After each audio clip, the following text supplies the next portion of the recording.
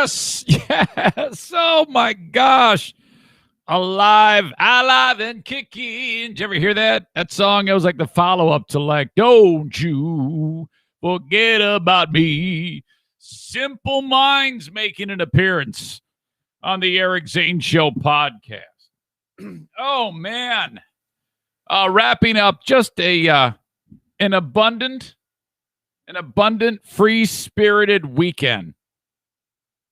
The continuing evolution of your old pal Eric to trying to become a little bit more relaxed, just mellow. Just it's all okay. We don't need to elevate the temperature here.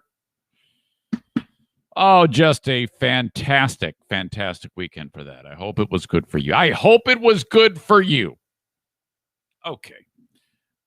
So yeah, here we go. And it's going to be, here we are in West Michigan, and depending on where you are in the world, I know you don't like sit there and like hear me talk about weather reports, but for God's sake, it's going to be like in the 50s today, or high 40s, maybe 50s, but tomorrow it's going to be over 60. And I'm like, yes, it's here. It's here. The long, cold winter is fading away from memory. So welcome to yet another on-time start. In fact, in the past 2 weeks or so, I think there's only been one day, really, where it was like a flat-out miss, like a disaster. So I'm just excited to be here. Excited that you're all here. Let me see. Let me just take a look and see who's in the house. Oh, my God, look at these people. They're sharing, they're retweeting, they're liking all those dumb. Denny Porter, where you been? Hey, when you getting back on the podcast with A&D Cleaning? I know you guys were all jammed up with the amount of business that old Amy. Well, if you'd work harder, you could like branch out. She's the one doing all the work, Denny. Quit being the eye candy. All right. This is just a fine week that we are getting underway, a busy week. Now, let me just tell you that this week, and I'll get to the ins and outs of it with the NFK. Now, it wasn't long ago that the NFK was barely making an impact on the show, like a couple of weeks ago or a week ago. He hadn't done anything to warrant discussion, but things have turned. Because I'm going to start off the show with more NFK talk today. Just be aware that the hilarity is coming. And today it's hilarious and a bit gross. There's sometimes you get into these gross elements with the NFK. And you're like, NFK, what is that? What is that? Okay, if you don't know, real quick, my dear brother-in-law David passed away suddenly on July 30. This past July 30. Well, he is one half of the Doobie Brothers, David and Kevin. Kevin lived with Dave, and Kevin moved in. Okay, so the NFK is the name. He lives with us now. The NFK is the nickname he's been given as No Filter Kevin, because shit just flies out of his mouth, and he doesn't give a shit who hears him. And it's like, oh, what just happened? So it's added this whole new element to an already story-rich household. Okay, if you do what I do for a living, you have to have these type of characters in your home. And this house is just everywhere you turn, there's characters, man. I'm telling you. So we've got a lot of ground to cover today. Let me just tell you, you're gonna be like, what? What did you just say? So just be warned, it's coming. I am involved throughout the week with the NFK. We have to team up to get things done. And I had a new thing added to my plate today. Queen of the Forest, my wife Diana, birthday tomorrow. Keep it in mind. She goes, I wanted to do a couple ship stops. And she just shipped like on the side.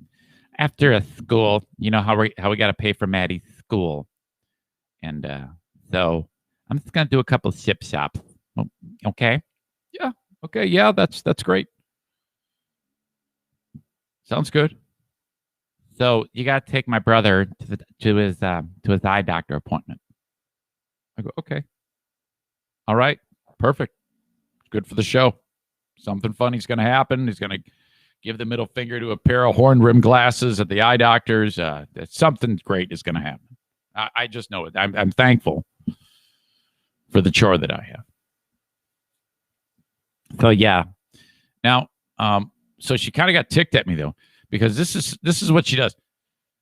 It's just too many details. In the morning, I've got I'm I wouldn't say rushed, but a little bit hurried, just a slight bit to get moving in here. And it's 7:30 in the morning. The show starts at 8 today, obviously, 8 a.m. And so she says, "Hey, Phil, yeah, you gotta take my brother." And I go, "Okay. Any special?" I go, "I need to know where I'm going, and any special directions any special details that I need to know." She goes, "Okay, sign him up for the Prescriptions Plus plan, because we signed up for that, Madison and I. And if you sign up for it, you get free frames, you get free eye check, and you get." And if there's any problem at all with the glasses, you bring it back and they'll replace it, no question. And she's given me, she is like a pitch person for America's Best, okay? And she's like quite literally giving me all the details of the plan. Now, all she had to say was just sign him up for the Prescriptions Plus plan or whatever the hell it's called or something like that. And I would have said, okay, sounds good. And I just had one more question, and that question was, is he aware that this is coming? Because knowing the NFK, if he's not, and the person working at America's Best says, "So can I interest you in the Prescriptions Plus plan?" And he's gonna tell her to eat shit or something like that. So I'm like, okay, all right, is this gonna be a surprise? So that's all I want to the question that I want to ask her. But I keep hearing more details from Diana about the prescription. So yes, and if you buy one, you get 2 free, and then you can also get a free container of solution to clean the glasses and a free cleaning cloth. 3 free cases, and then one of those can be a hard case, but it has to be either blue or black. So if you do, and I'm like, when I go, okay, I get it. I go, I don't mean to rush you, but I'm not buying the glasses, so it's okay. And she gives me this look, like I just told her I was cheating on her, and we're gonna get a divorce. And I knew I was in trouble. Okay, you just lost Pooh Bear points for that. What? I hate impatience. You cannot be impatient with Pooh Bear. You just can't. And I'm leaving now, and you have a nice day. I go, oh, come on. I go, well, seriously, you're giving me every fine point of the place. You could have worked there. We ended up straightening it out. No big deal. The live stream of the Eric Zane Show podcast. That's just part of my week. Oh my, you won't believe the shit going on today. Oh my God. Or all this week. Oh, it's ridiculous. TC Paintball. Okay. Now I lowered the boom on you guys and said, if you're coming to the paintball event on Sunday, March 21, you must reach out to me. I'm sick and tired of twisting the arm of you bitches who are constantly waiting to the last minute to tell me. And so you dumbasses got on it, thank God. I got Tarantula Farmer +3, I think. Matt Kuipers, Mays, Tyler Kerr, Kevin Kuipers, Ben, the one and only Ben Glaze is going to be there. Okay, so that's not bad. 3, that's 4, 5, 6, 7, 8, 9 of you already. I want at least 20. Wait a minute, the Schaefers. I think the Schaefers are going to be there too. Unless I'm messing that up. I think they said that. That's awesome. So reach out to me, Eric at ericzaneshow.com if you're coming, or if you have my phone number, send me a text. I need to know that you're going to paintball. That is Sunday, March 21, 5 p.m. start. BC Pizza Party beforehand. The Lake Michigan Drive location in Grand Rapids is who I team up with. If you need to ever order pizza, get it from BC Pizza in Grand Rapids on Lake Michigan Drive. Thank you so much. And there you go. It's going to cost you $35 for the paintball event. Normally, that's like $48, okay, for the amount of play that you're going to be playing. And with that $35, gun, mask, paint, you get all that, okay? If you've got your own gun, you got your own mask, Toughest. It's the same charge all the way around. Okay. So make sure you reach out to me, and we will see you for that event. Round robin tournament, battle royale at the end of it, and open play to finish up. Okay. Thank you. TC Paintball. Online at tcpaintballgr.com. Irvine's Auto Repair, Grand Rapids Hybrid. They fix the cars of the Eric Zane Show podcast. 616-532-6600 for Irvine's Auto Repair, Grand Rapids Hybrid. No matter where you are in West Michigan, you have a trusted source to get your vehicle repaired. Domestic, Asian, European. The only thing they don't mess with, Volkswagen. And especially if you have a hybrid. My gosh, are they the experts on it. So thank you so much. Whether you have an old Peter like I have, I got the old truck, my dad's truck, the Embellisher, which is an 03 Silverado. You know, I mean, they worked wonders on that thing and have put new life into it. Or if it's something new that you want worked on, Irvine's Auto Repair, Grand Rapids Hybrid, and it's just so simple. You don't even need to see these people. You drop it off in the early bird drop box, and then they reach out to you and say, this is what's wrong with the car. They give you a complete rundown online with pictures and even video on an email form. And then you click, okay, yeah, fix that, fix that, fix that. Don't fix that, don't fix that. Okay, pay your money. They fix it. Or I should say they fix it. Then you pay your money, and then you come get your car. And your keys are in a little lockbox that you've got the code for. You don't even need to see these people. We'd love to see them because they're all just awesome. But that's how it works at Irvine's Auto Repair, Grand Rapids Hybrid. All right, we're off and running. It is Monday, the 8th of March, 2021. This show comes flying in from the back of the room, from the Baldwin Ace Hardware Fear Bunker Studio. Let's hear from this pain in the ass. Hello, this is Rick from TC Paintball. You're listening to the Eric Zane Show, a show where the host makes the audience create intros, complains about them, and then refuses to play the correct ones. Shut up. And now, because I'm required to, here's Eric Zane. Shut up. My God. Thank you, Rick.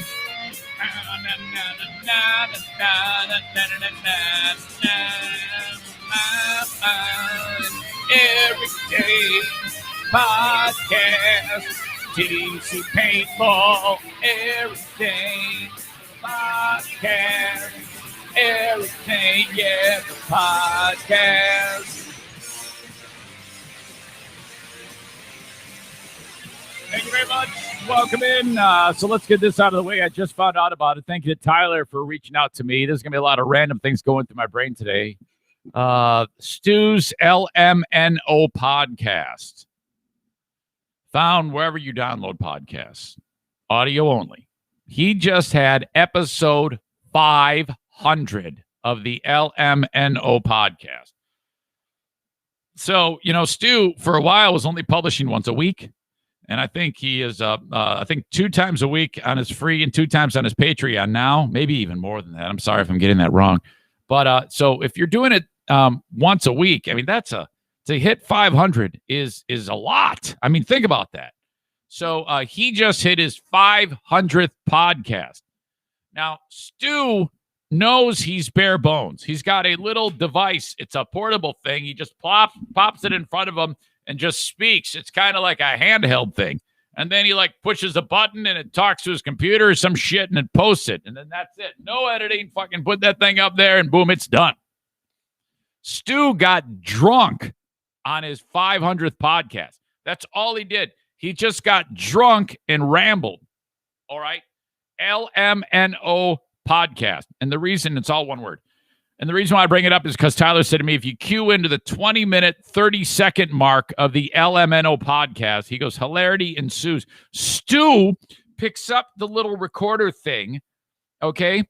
By the way, with that little recorder thing, he's still more technically savvy than Opie. And then he goes into the bathroom and puts it on the top of the tank and takes a leak. Pisses right in the toilet. That's his podcast. He's taking a piss. You're the piss hitting the water. It's like, what are you doing? Oh, my God. Oh. So there you go. Congrats to Stu McAllister on 500 podcasts. All right. He's got almost that many number of jobs in the past year. I tell you what, there is no doubt Stu aces the interviews. Okay. because he keeps getting jobs. Man, at one point, he's going to get an interview, and the person who's interviewing him is going to say, okay, so you worked here for 3 weeks, here for the next 2 weeks, here for 1 day, here for 5 weeks, here, and this is all in the past 3 months. What's going on? Well, hey, lady. Okay, you're hired. What? How? I don't know. Dude just crushes it on the interview. So, well done, Stu. And you can check that out. Oh, my gosh. Plenty of stuff to get to on this show today. Thank you again for being part of it. I do this show each and every day of the week, Monday through Friday. I should say every weekday. I always screw that up. I don't do it every day of the week. Monday through Friday. I go live on Facebook, brought to you by Irvine's Auto Repair, Grand Rapids Hybrid, facebook.com/Eric Zane fan page. Please follow me on Facebook. Like the page, whatever it is that you do. And if you are watching it, please share it and like it. Thank you so much. Very good. You can leave comments on any one of these platforms, and I do see them later. I don't typically stop down and look at them that in-depthly unless something really catches my eye during the show. So there you go. If you really want to reach out to me, though, send me an email, and I will see it for sure and respond. Eric@ericzaneshow.com. on the Shoreliners striping inbox. Thank you. Get the parking lot striped with Shoreliners. Shoreliners, referee Tim Mayer and his merry bunch of linesmen. Okay. Twitter, a Periscope video on Twitter, @Eric Zane Show on Twitter.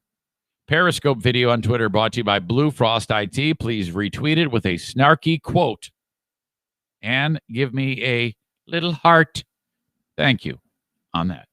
And then on the almighty YouTube, brought to you by F45 in Byron Center, Michigan. Eric Zane Show on YouTube. Please subscribe. Please hit the bell notification so you know when I go live, and then give me a thumbs up. That's it. Okay. Some people online were suggesting that I may have done something terrible while out for a run over the weekend. I will explain what happened. I was informed of this.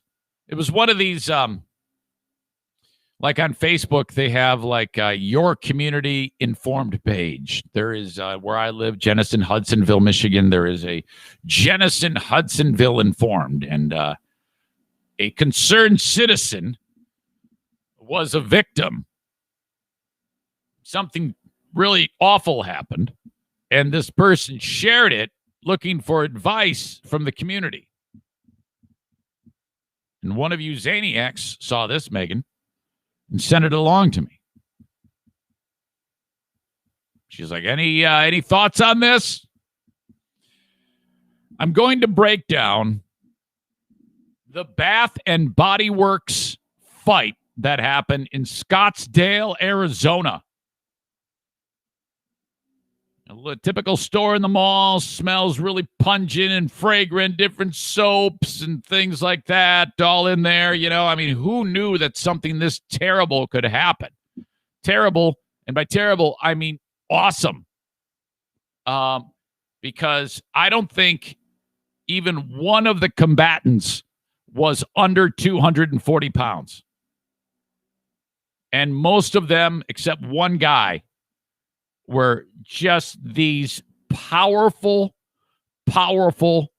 women. Just the curviest, most muscle-bound, powerlifting, a strength of 6 or 7 men, women. Just incredibly powerful.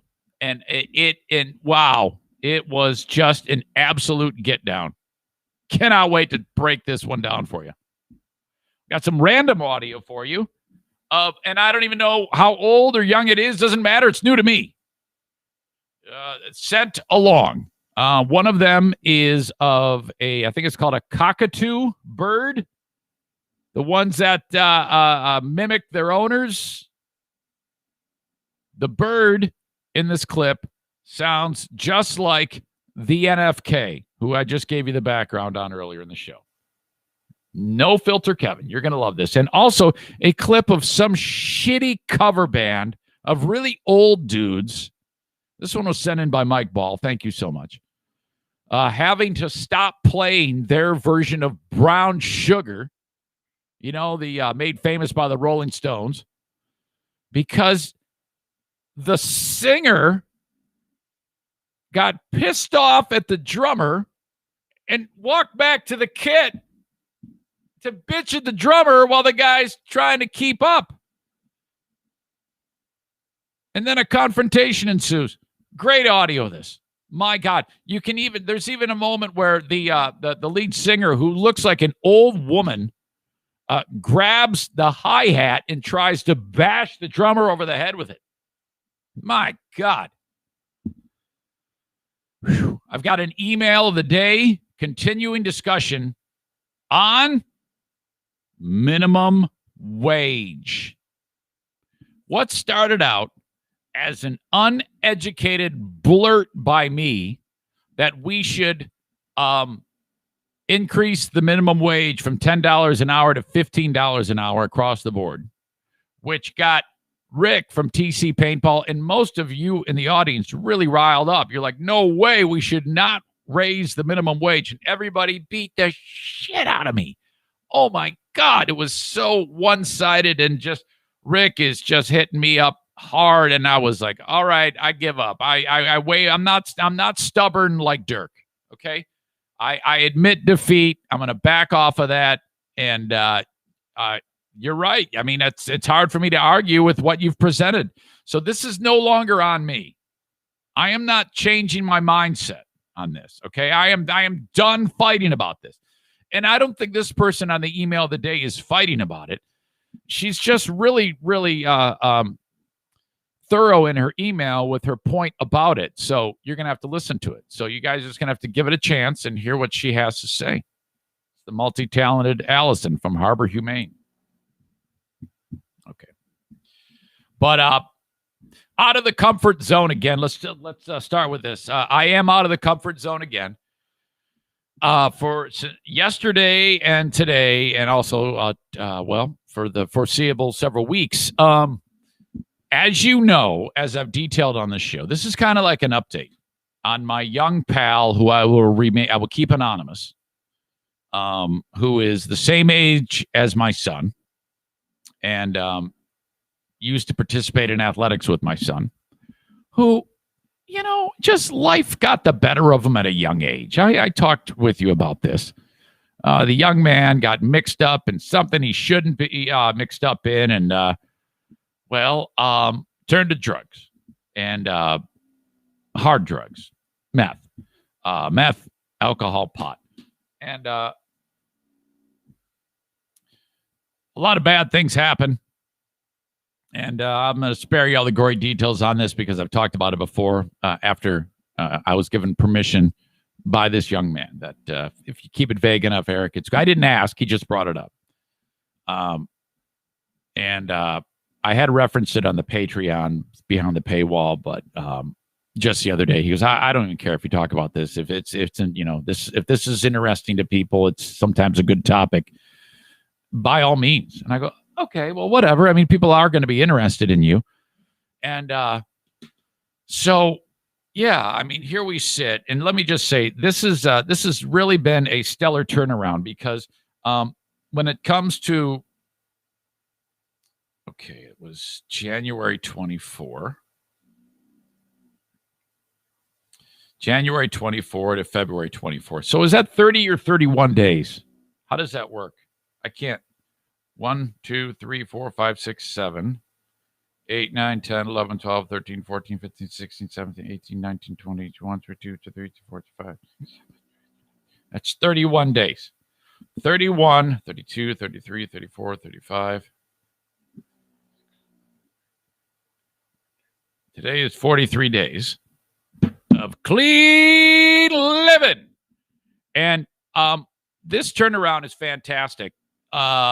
On his own, I didn't do anything. I just happened to reach out at the right time when young man pal said, I need help. this is all that's happened because, and that wasn't since January 24. We got together on, when was Ash Wednesday? Hold on a second here. Ash Wednesday.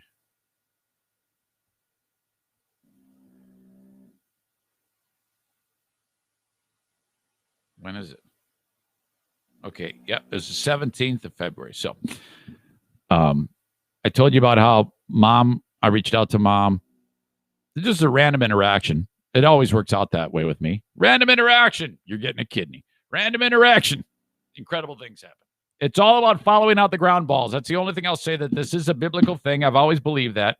And I do believe that now, that these little interactions, these little things are God talking to us. It is up to us to either heed the call and do the appropriate thing or not. If you do not, God still loves you. And if you do it again the next time, it'll be that much more fantastic.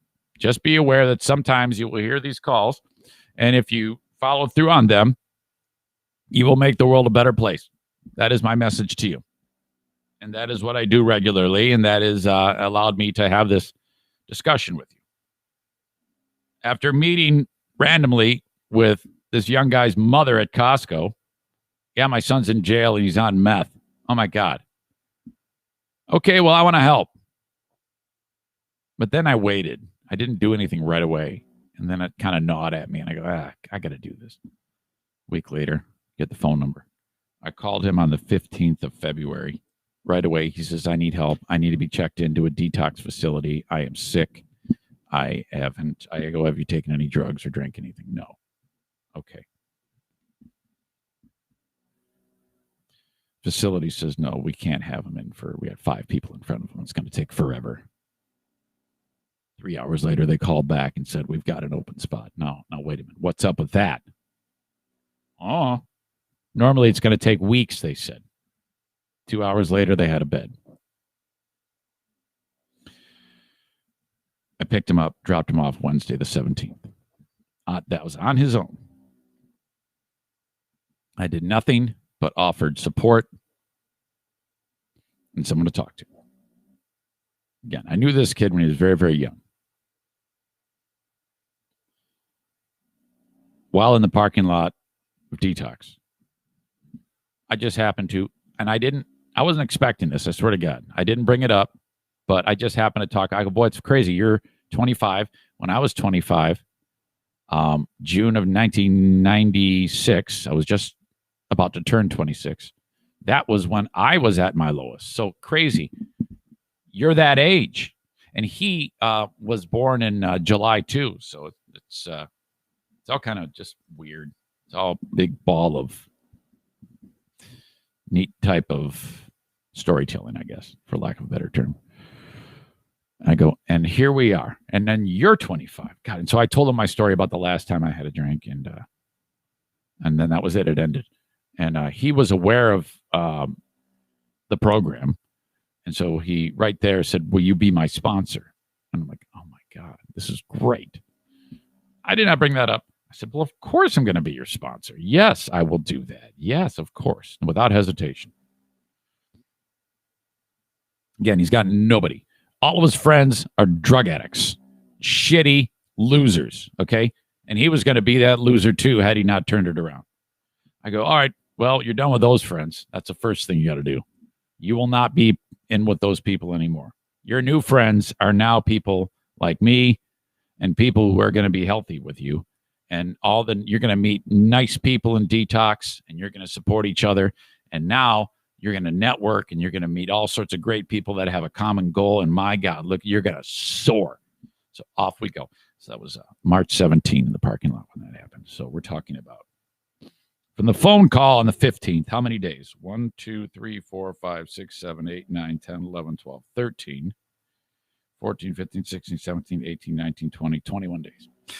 In 21 days, this young man has continued to stay sober. Love him very much. He went through the detox program for 1 full week with flying colors, entered a sobriety house, and has made friends with a bunch of like-minded, wonderful souls who I care very much about. We have started our relationship together. We have been working together in our own way in a program. That is, I'll say nothing more about that. He right away got a job. And I'm like, and he wasn't allowed to interact with his mother because of the crime that he committed to get himself in jail.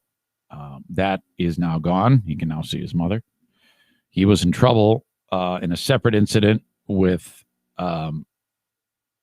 getting a ticket, not paying a ticket, driving without a license, missing a court date, bench warrant. That is now almost resolved. He got his license back. So this is 21 days. 21 days. Miraculous. I'm so proud of him. I'm so damn proud of him. I'm proud of him and all those boys in the house. His job it's awesome. It's great. His place is holy shit. He does 12 hours a day, Sunday, Monday, Tuesday. Every other Wednesday is 12 hours. So averages 43 hours a week per month. $15 an hour, 401k, full insurance, all these bennies. I'm like, dude, what's going on here? This is just beautiful. I am so proud of this young man. And so then he was like, well, hey, I got my license. I'm going to go get a car. I'm going to get my car. I was like, buddy, the only thing I got to tell you is let's just wait on that. Why? I go, let's just, and I talked with some of the guys in the house and we kind of all like, let's just not worry about it. And I said to him, I go, dude, the concern is all these changes happen to you so dramatically, man. It's almost like, I feel like I'm giving you a loaded gun. You're still very fragile. I'll take you to work. So yesterday I got up at 4:15. He's got to get there so early. So I'm like, what the fuck? It's been so long since I got up this early. But it wasn't that bad. It was not that bad at all. I love getting up that early. It reminded me of when I worked on the radio. It was not bad. And then picked his ass up, take him, and he's got his lunchbox. He looks so cute. I want to take a picture of him. I go, oh, man, have a good day. I felt like a dad.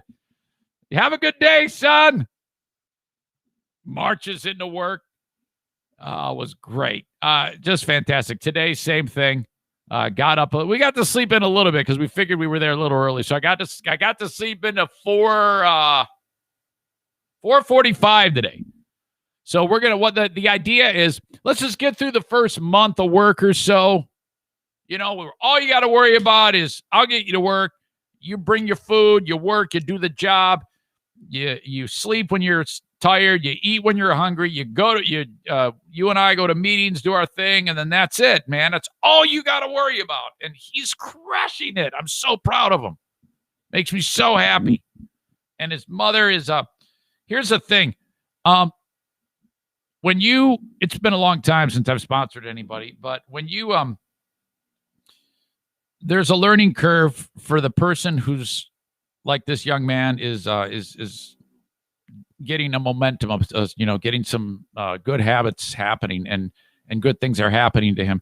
That takes a while to get used to because you're used to living shitty. Okay. That's not easy on a person. Same thing for the victim. In this case, the mom. The mom, it's not easy for her you have anxiety attacks because you're thinking, oh my God, what if he does this? What if he does that? He's always manipulating me. So this poor lady, she's been through the ringer too. So I'm like, and all things concerning his health, that's me. And that's not her. And I go, well, look, you don't have to worry about it. I got it. So, all you got to do is make him cookies and shit like that and help him with his laundry. And, all this other heavy duty, really big concerning stuff is we got this. We're in a great spot. You guys have done everything right. So I'm just so happy for him. And it really is spectacular. It's just been great. So just want to give you a little update on that because he just started to work. I know a lot of you, the bunch that listens to this show is really, we're all tied in very, very close. So, whenever I get into these little adventures, you're always like, well, what's going on with that? which probably brings some of you like, yeah, what's going on with Captain Bizarro, too? You're probably wondering, what's going on with Captain Bizarro? I would call him, but I don't have 6 hours. He's a little chatty. We love him. Captain Bizarro, I have not heard, though. I haven't heard from Captain Bizarro since I talked to him last Saturday. So I don't know if he's been able to, because I said to Captain Bizarro, we need a date for the Zaniacs and I to show up at your store on Leonard in Grand Rapids, Captain Bizarro's Treasure World, and help you organize the store so you can be open on April 1. What's up? But I haven't heard back from him. So I'm going to make it a point this week to get a hold of him. I'll keep you updated. Okay.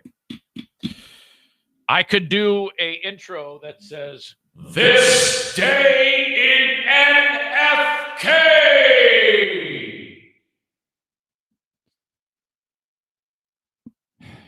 All right. All you need to know. First off, the NFK is agitated, and we can only assume it's because of the impending doctor's appointments this week. It is okay. Wednesday, Kevin has a doctor's appointment with his new epilepsy doc. And then Thursday, Dr. Ahmed needs to see him about neuropathy.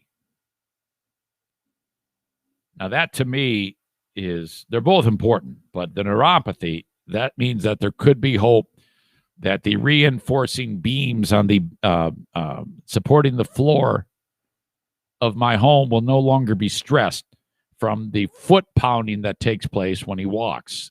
He doesn't bend his knees when he walks. Again, it's Frankenstein meets Penguin. Envision that. That's what it is. And so, I don't know, his legs don't work like yours and mine. His hands don't work like yours and mine. He can't feel anything's in his hands. There's smudges everywhere in the house because he doesn't know, and he's got a whole jar of peanut butter on his hand, and he touches my fridge. So this is all good. But he's nervous about it. So he's agitated. So thank God Jackie wasn't here to witness this one, because she doesn't like it when he gets mad at the dogs. Daisy in particular. Daisy's always the crabbiest. She's always like barking for no particular reason. So I'm upstairs on Saturday, and Daisy barks because she thinks something's outside. And you hear a bark, and it startles Kevin. So the NFK goes, ugh! And you actually hear him do that. And then you hear, "Shut the F up." And I'm like, oh, no. Now, had I been there, and I probably should have said something, because I don't like that. And like there was one time he swore really bad, and I'm like, okay, enough. And he looks at me like, what? And I'm like, yeah, please. I mean, I know it's a dog, but I know you get frustrated with her, and everybody gets frustrated with a dog once in a while, but please. And he like apologized for it, but I didn't have the energy to go downstairs and say anything. So I let it go. But he's been getting very, very wound up lately, and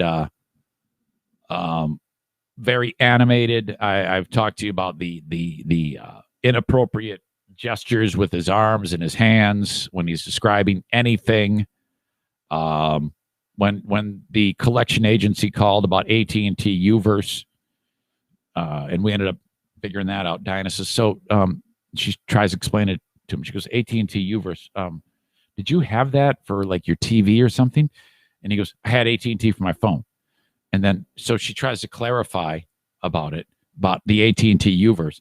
And then he points a finger at things that aren't there. And he goes, I said I had. And at every emphasis point from people who are just listening to the audio, he points his finger like madly. I said I only had it for my phone. He says it like that to her. And I'm like, Kevin, she's going to kill you if you do that anymore. Don't. You're going to die. I don't want to have to give you CPR, okay? I don't want to have to put my mouth on yours ever, okay? I'm not Governor Cuomo. I don't want to kiss you. For God's sake, she's going to murder you. So he's agitated beyond belief, the NFK. Hold on.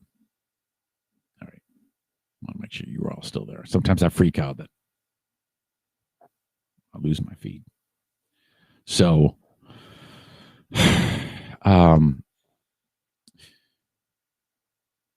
he's wound up about that. And so I've kind of kept a wide berth, not a lot of heavy duty conversation, because if he gets agitated at me, then I have to say, hey, look, I don't know what's going on, but I'm not comfortable with you being this aggressive. Okay. And I've had to do this before.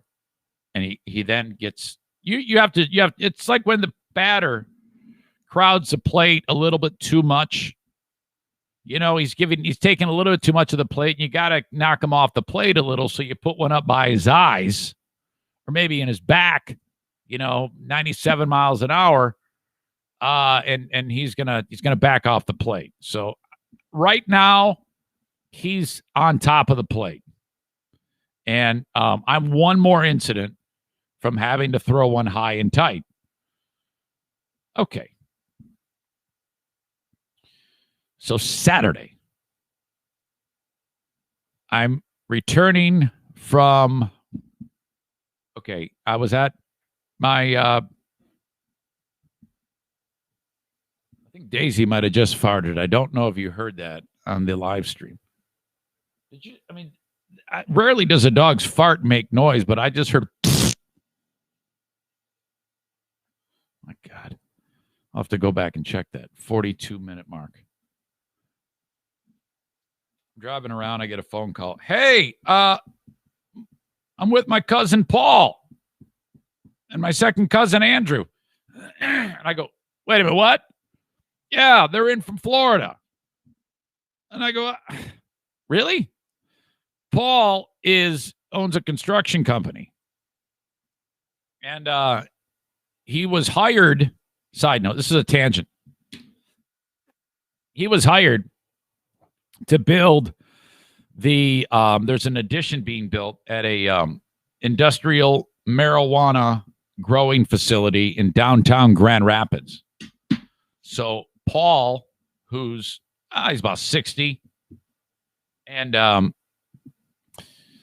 his one of his youngest cousins, Andrew's only like 25. He works for him. They're in town from Florida because they got contracted to build it. So they're in town. They're staying at the Grand Castle, whatever that is, that just stupid, ugly building in Granville, Michigan. Which, by the way, Paul knows everything there is to know about concrete and block and construction. He goes, this place is a fucking mess. He goes, whoever designed this is an asshole. This thing is shit, and it's falling apart.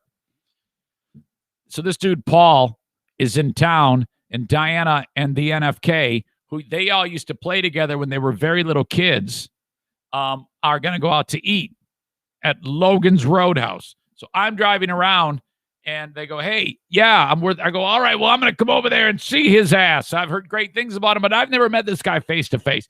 Now, let me just tell you, he's a character. This guy's got stories. He could write a book. And I told him that when we were talking about, Paul, you could write a book. This is good. This is funny stuff. When I was there, he gave me the background. Get this shit. How this guy got started in business. First of all, when he lived in Michigan, he had a falling out with the family and ran away at 15. This is like 1980. He ran away. And like he let him know, he goes, I'm leaving. And then called when he's on the road. Yeah, I don't know what he's like wandering. Okay. 15-year-old thumbing his way. Actually, he had a car. He described it as a 77 Corolla. 77 Toyota Corolla. Driving around, and he lands in Gatlinburg, Tennessee. Living in his car, starts working, quickly saves up enough money to buy a trailer. A trailer as big as this room. So, perfect for one person. A 15-year-old. He lives in the trailer. He has enough sense to enroll into school. He does some little 4G of signatures. And he has enough sense to, while working, finish school. He doesn't have a license, okay? And that first year in school, he's 15, and he described the story as one of the administrators, the teachers said, wait a minute, you drive to school every day? He goes, yeah. He goes, you're not old enough to have a license. He goes, I know. He goes, well, you can't drive anymore. We don't want to see you in the parking lot with that car again. And it was actually on the last day. So he goes, well, it's the last day of school. I'm going to get my license in a few weeks anyway, so smell you later. So there he goes. And he never went back home, Paul. He left at 15 and was not an idiot somehow. Stands to reason this guy would be like a go-getter. So at about 21 years old, he's working for this. He's working for the man. And the man is talking to Paul. And Paul says, hey, so how does this even work? He goes, well, if you count all those concrete blocks across by how many rows, and then I get certain amount per row. And so he's doing the math about how much this guy makes to do walls. And he's like, fuck, I want to do that. And so then he starts picking the brain of the people that he's working with about like equipment and stuff like that. So over 6 months' time, he starts saving money and buying things like scaffolding and the appropriate tools to do this type of thing for a living. And now he like stores it all in on the property where he's got the trailer. And he doesn't have a means to get the scaffolding to and from a job, but he's got the Corolla, which is like a hatchback. So when he would drive from job to job, he would load up the planks, these gigantic planks in the Corolla as far as they would go, and then they would be sticking out of the back end of the Corolla. And so he would just drive to each job site, and like he'd get there, he'd leave extra early, and it would take several trips to get to each job site doing this job. And this is now in Florida. He's moved down to Florida with his trailer. So he then has like friends in the industry and is able to somehow finagle the ability to do the jobs, and he gets the jobs. He won't take no for an answer. And so this kept happening and happening. He's making money. He finally buys a truck and then builds his business. And now, oh my God, he's been like his own boss since that age. And so this is his story. This dude, Paul, my wife's cousin. I just found that to be fascinating. This guy had so many great stories.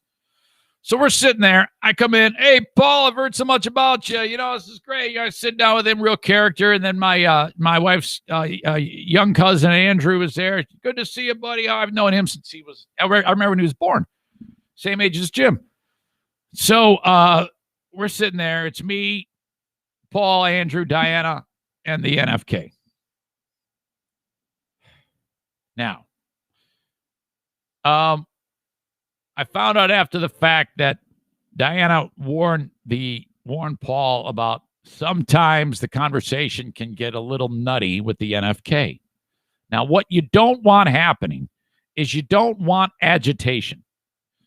But remember, I told you, I don't know what this deal is this past week. He's just, if it's the doctor's appointments or what, but he's agitated. So it doesn't take anything to get this guy to fly off the handle. You could tell him he just won $15 million and he's going to tell you to F off. So I'm like, oh, God, just please keep your mouth shut. Don't say anything. And I'm sitting right next to him. And we got on the topic of the dearly departed Dave, the other half of the Doobie Brothers, the NFK's brother, Diana's brother. And now, I mean, when you're discussing this, I don't know. There's some, you don't need to give every single detail. So Paul brings it up, and we're talking about, oh, how much we miss Dave, and then that day, and you know, I don't know who was addressing who or how it started, but at about the same time, I started to like, oh man, you know, yeah, you're right. That was a terrible. I'm going to do one of those. Yeah. Oh my God. It was so awful. And then, but Kevin also started to speak at about the same time. Now this actually happened. After I start talking, he puts his hand up and puts it this far from my face, 1 inch. I'm sitting there right at the table at Logan's. He puts his hand up to my face. He goes, wait, no, wait.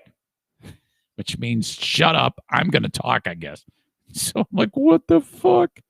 So it's weird right away. And I'm like, what the hell? Well, then he gives every painstaking detail about him, about the passing. I mean, like every detail. I shook Dave. Dave was stiff as a board, cold as ice, and his eyes were open and foggy, and his eyes had drippage. I mean, he's given and Andrew's eating his fucking onion petals, dipping it in the sauce. Kevin's like, damn fucking, I went up, shook him, son of a bitch, motherfucking, yeah, he's cold as ice, motherfucking stiff shit, fuck, motherfucking. And then he actually gave the finger at some point in the story to what we don't know, but the middle finger flew up, shit, cold as ice, middle finger, thank God, Paul, Diana warned these people. I'm like, fuck. And then I'm hoping Paul is going to change the subject, so. Tiger baseball, spring trading, whatever. Matt Stafford traded, whatever. And he goes, oh, so did you guys get was there any determination as cause of death? I'm like, oh no, any determination of cause of death or anything like that? And I'm like, what did you do that for? Why did you ask a follow-up question? Here we go. Batting down the hatches. It's a tidal wave. And I don't want to say anything because he's going to shut me down again. He goes, well, motherfucking, I did his laundry and there was plenty of blood in his underwear. This is going to get gross. Sorry, I didn't warn you. I thought I warned you early on, but this is going to get bad. Well, I saw the blood in his underwear, so he was bleeding from his asshole. Oh. Andrew's eating more of the onion petals. Bloomin' onion thing or whatever the hell it is at Logan's. And he's like, oh my God, eat the onion. Paul's like, I need another drink, man. Drinks keep rolling in. Everybody's like drinking. Diana's like looking down, and I'm like, I'm waiting for her to bail on me. And then you think that's bad. It gets even worse. He goes, well, and then there was a time there might have been something wrong with him because he had what did he describe? He had a big abscess cyst up his asshole.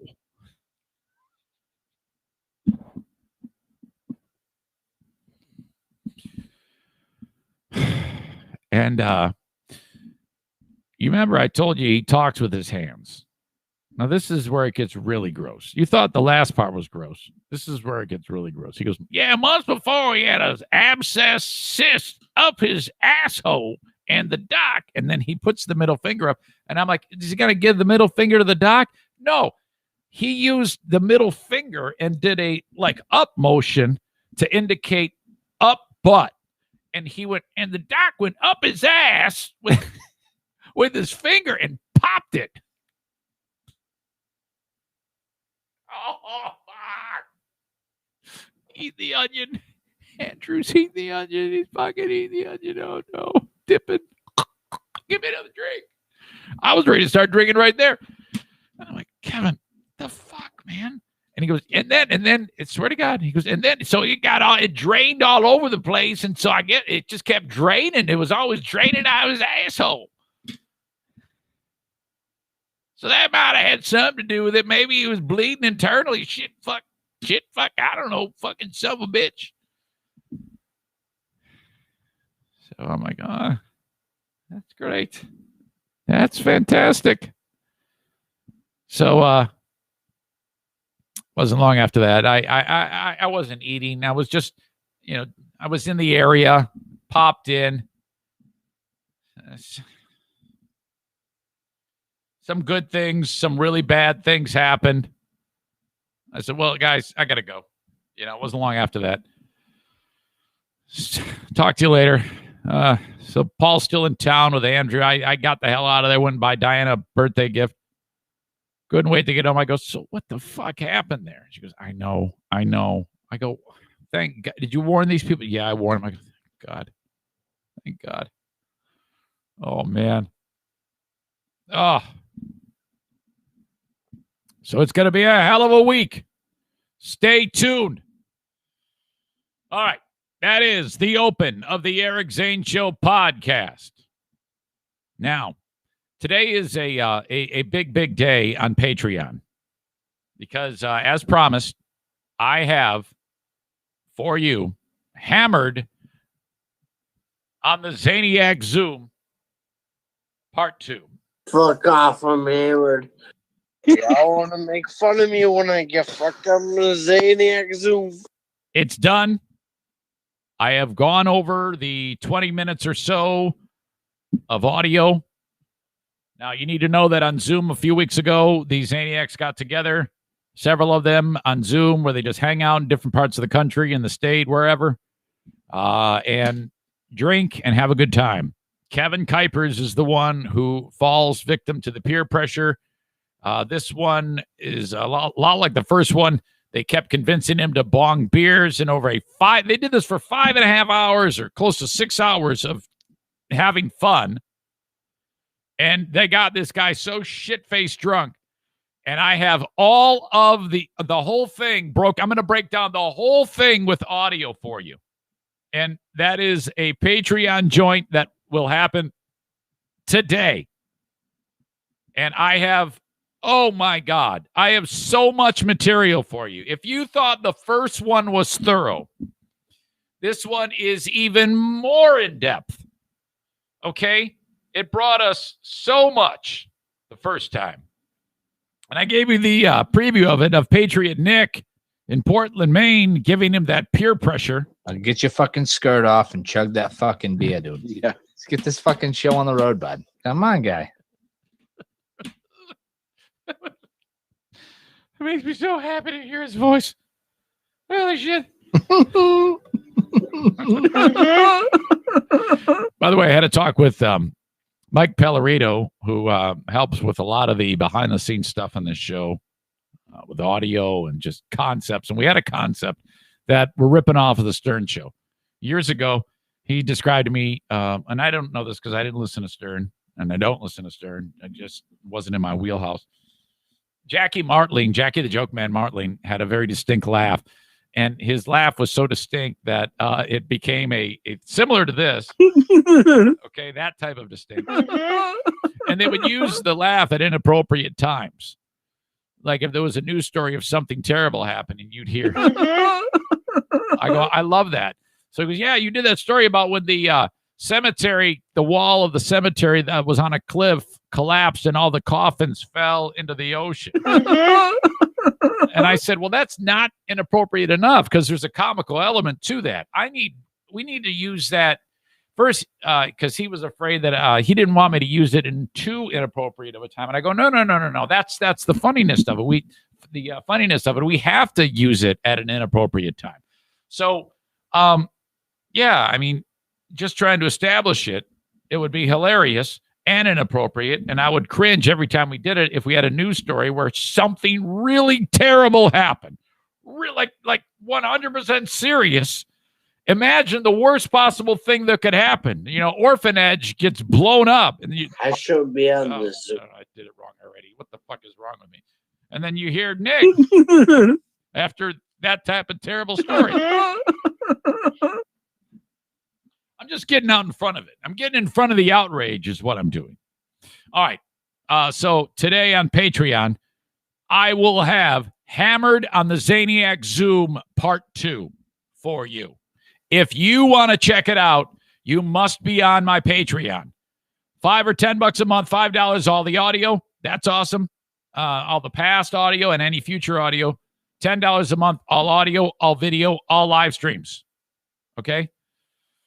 So there you go. And again, I recommend it this way. Try it out for that price, $5 or $10 a month. You don't like it, cancel it. You get the rest of that month, and it just doesn't auto renew. It's very easy to do that too. It's not like it's really hard to cancel. Cancel it if you don't like it. If you do like it, convert it to a yearly, and you save 10%. And any of you that have been with me for a long time, month to month, you can convert anytime you want. Save yourself 10%. That'll save you $6 a year. I know it's not much on the audio, and $12 a year on the tier 2 audio video. Thank you. But this free podcast that I do every day is funded by the sponsors, and I owe it all to them and to you for calling upon them when you need them. A&E Heating and Cooling. My God, what a great, great thing. Thank you so much to A&E Heating and Cooling. They one of the things we've been stressing is this product that Joe installs called the Remy Halo, and it has turned into the thing to get because of the pandemic, because the electromagnetic lights that bathe your home's air kill viruses and bacteria. So you're giving yourself the best chance of not getting sick with not only cold, flu, whatever, but coronavirus. Okay, it converts those ugly, mean, and nasty microbes and particles into harmless hydrogen peroxide particles, which then get stuck in the filter of your furnace. That's how it works. Most of the people in and around West Michigan will install this for about $1,000. Joe does it for $750, but if you mention the show, it's $650. And you can get it installed from Joe at A&E Heating and Cooling at 616-516-8579. Install the Remy Halo. All of the restaurants everywhere have installed these because they want to keep their patrons safe. Install it in your home. Keep your air safe in your home. Excuse me. All right. F45 in Byron Center. I'll be there this week. I'm going to head out there and get some training in and video it. And I'll edit up the video and show you what the workout is. You'll see how it works. It's awesome. If you are in and around or even remotely close to the area of Byron Center, Michigan, you should check them out for free. That's right, free. Go to the letter F, the number 4, the number 5, training.com/Byron Center, and then click on Start Free Trial. And then you sign up for 1 full week. Use it. You're going to love it. Stand by. I got a little scratchy throat. And then you're going to love it so much. And then you're going to sign up. There you go. You're going to have a great time. You're going to get in shape. Strength, heart, lungs, mind, make friends, safe, no COVID cases there, no contact tracing needed because they've been so good about it. Sanitized. You work in your own space. Stop it. There you go. That's all at F45 in Byron Center, Michigan. Let's unpack the Bath and Body Works fight. Oh, boy. The way I understand this, and I already have it up and running at ericzaneshow.com in the news. It's there. There's actually 2 clips under this little headline that I have. The first one is the one that I'm going to play you the audio from right now. The first one was recorded by a guy who has the ability to narrate in a fun way. He's hilarious. You'll hear him. In this clip, you'll hear the commotion. And you know the general sound of female commotion. You can't really decipher any words, but you know everybody's pointing a mad finger and women are pissed. Now, these are powerful women. Like if there was in this community of Scottsdale, Arizona, tryouts for a semi-pro women's football league, if they could bang on the door of this Bath and Body Works and they would have their O-line and a tight end, okay? It's that type of power. We're talking, I think that you had a nose tackle in there. You had the one lady was quick on her feet. Actually, 2 of them. Those could be tackles because they got to kick out on that sweep and be able to move quite a distance. And then, so you got plenty of thud involved in this. The belligerents are the Bath and Body Works staff. A lot of people work there, by the way, it looks like. And this one lady in type, she's got like a black and white. It's like looks like a whole body length dress, almost like a sun. You look pretty. You look so amazing in that sundress, but one that goes down to her feet. Okay, camisole style top, and then it kind of just, and then she's quite round. You know, I mean, she's got a gut and a fat ass, and I mean, just absolutely pure, beautiful, big power. Okay. You know, she beats the shit out of her man on a nightly basis.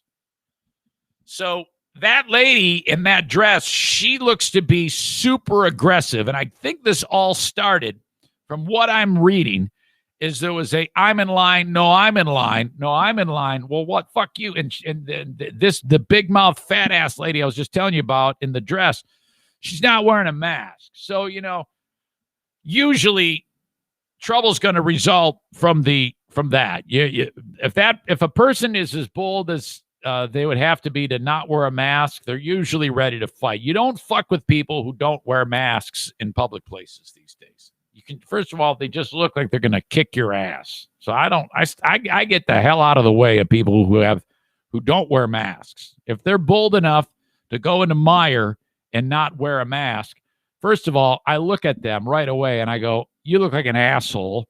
And then I go the long way. I avoid these people. I don't want to be anywhere near these people. Okay.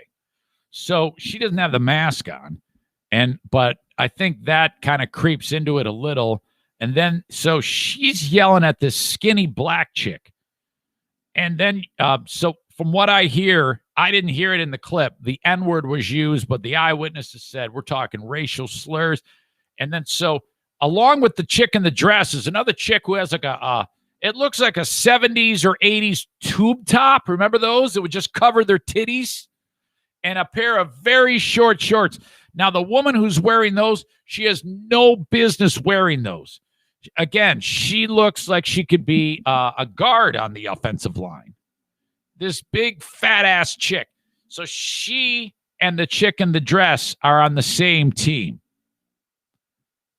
Bed Bath and Beyond lady, Bath and Body Works employee, the tall one, is talking to dressed fat ass lady. Those two, in their belligerence, she's trying to get her to leave. It was like an old school hockey fight because, like, if you remember, like in the movie Slapshot, you know, like one of the Hanson brothers would square off with one dummy, and then one of the other Hanson brothers.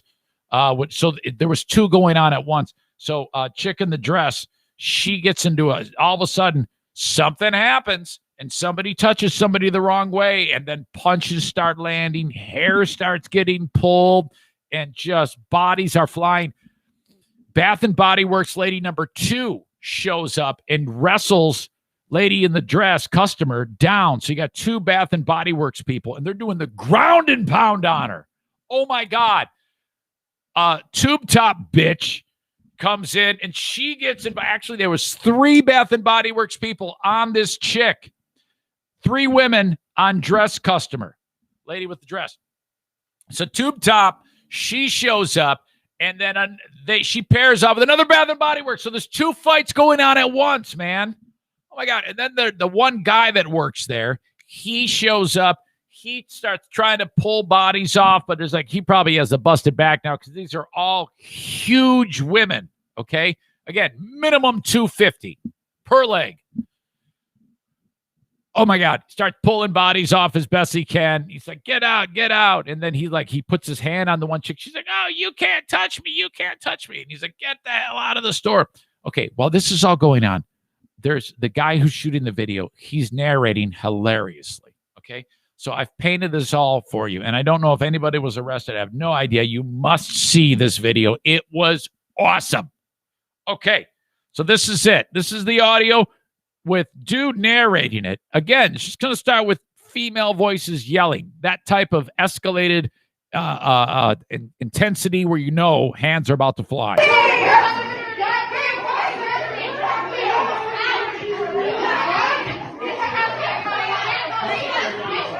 Yeah, that's telltale. No one knows what's being said. You've heard that, okay? This is what would happen if Diana got involved. You would hear these types of voices. Just somebody's about to get punched.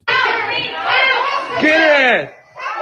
Okay, dude goes, get her ass.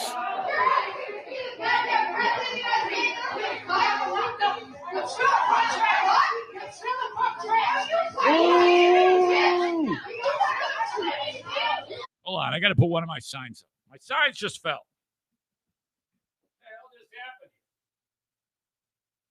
scared the hell out of the dog. You see, it scared the hell out of me. Hold on. We're going to start over. There we go. Shit's all ghetto over here. Hold on. Let me back it up. This is going to get great.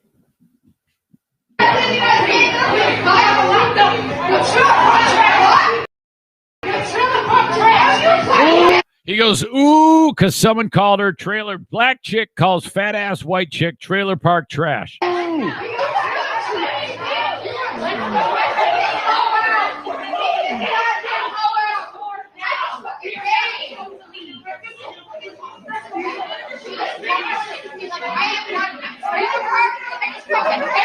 Trailer park trash.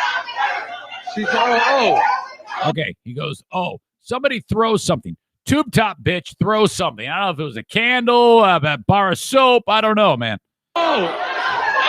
And then the customer in the dress and that tall Bath and Body Works lady, they start throwing punches, and that's when it gets going, and this guy loses his mind.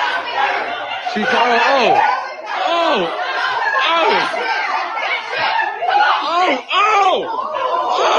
Shit! Oh shit!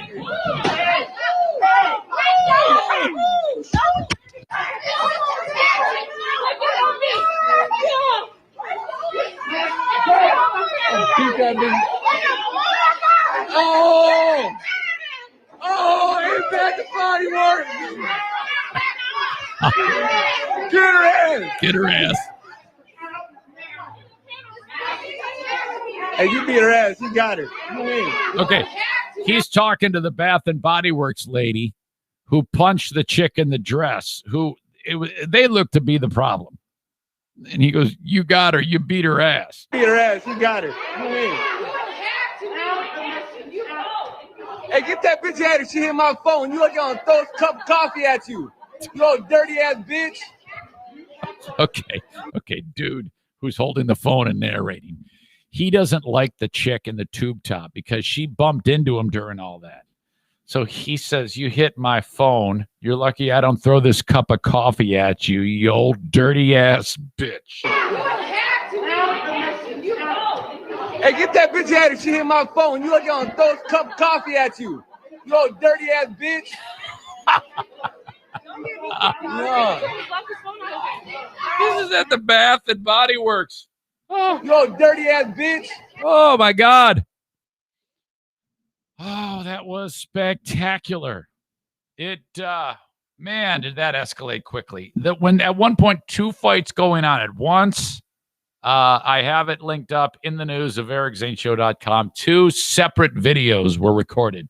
One by this guy who said this. Yo, dirty ass bitch. And then some other lady with no narration in it whatsoever. You can just hear like the chaos. Oh, so great. Really, really fantastic. All right, it is time for the Eric Zane Show podcast email of the day. Email of the day! Brought to you by Forever Lawn West Michigan. Online at foreverlawn.com/WMI. All right.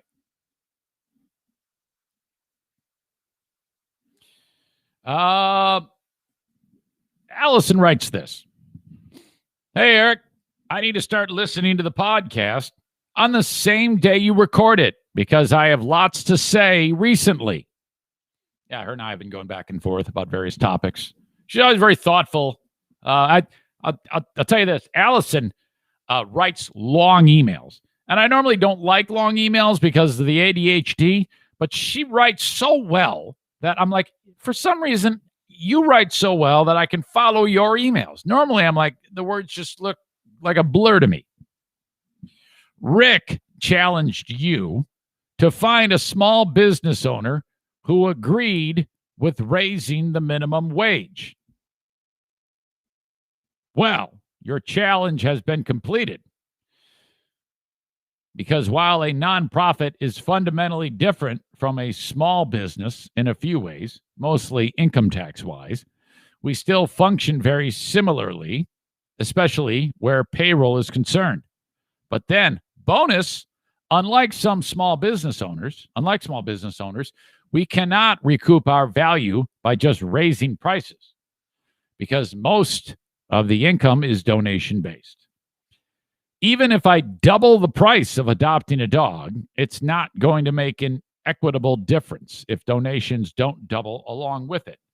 My organization has to assume that people will have more money and therefore will donate more money, which is nerve-wracking to say the least. As the person who does the financials here at the shelter, the idea of a $15 minimum wage makes my heart palpitate a little faster. To put it in perspective, we start new kennel and customer service workers out at $10 an hour right now. Well, I'm confused. Are you saying that you agree then with the minimum wage? That's what you indicated. Well, that sounds like it would be tough for you. I'll read on. But I still support it. And here's why, she says. First, Rick was right about this.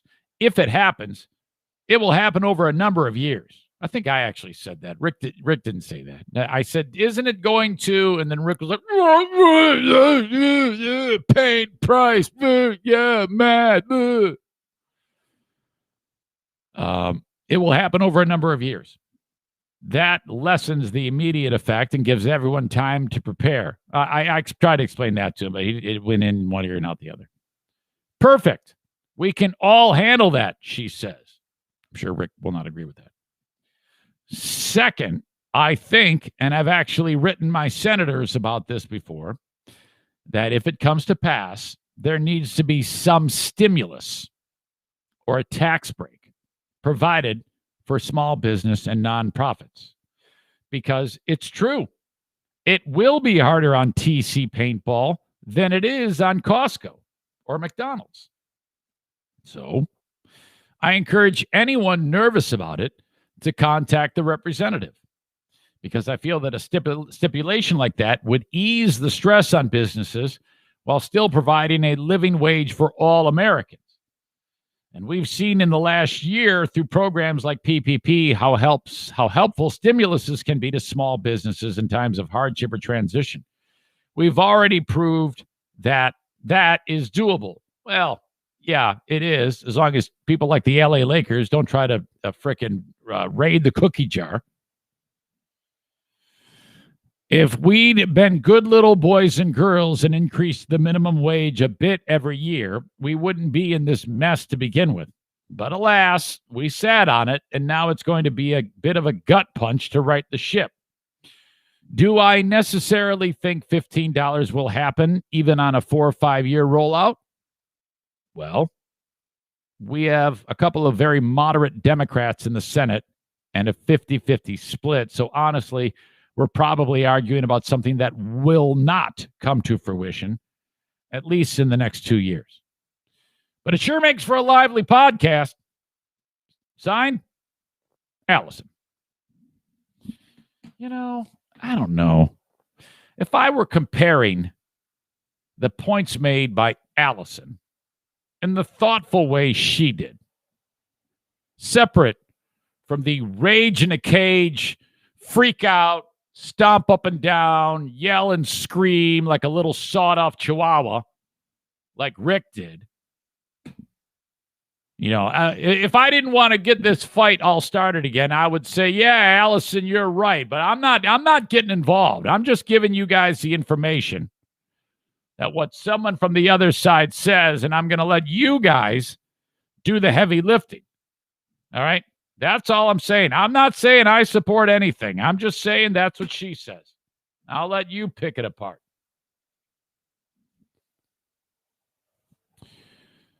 Nick says problem is she's in a niche market with less competitors. Oh, boy. Now you're going to get her going. You know what you're going to do. You're going to get her all riled up and...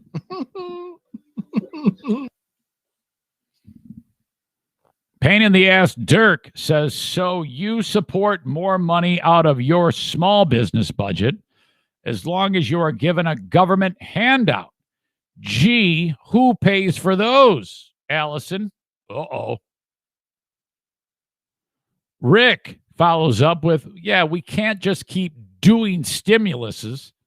It's printing money and devaluing our dollar. So Rick is looking big picture. Nick says, raise the wage. The price goes up for goods. It's literally a never-ending cycle. He's doing a little voice to text there. Punctuation makes it weird, but I think you get the idea. Pain in the ass Dirk follows up. We are nearing a $30 trillion deficit, and we're only bringing in $1.6 trillion per year, he says. These are all, Allison, they are ganging up on you. Maze fires out. No one at McDonald's should make what they do. They can't even get you the order right now. Throwing more money on it won't change that fact.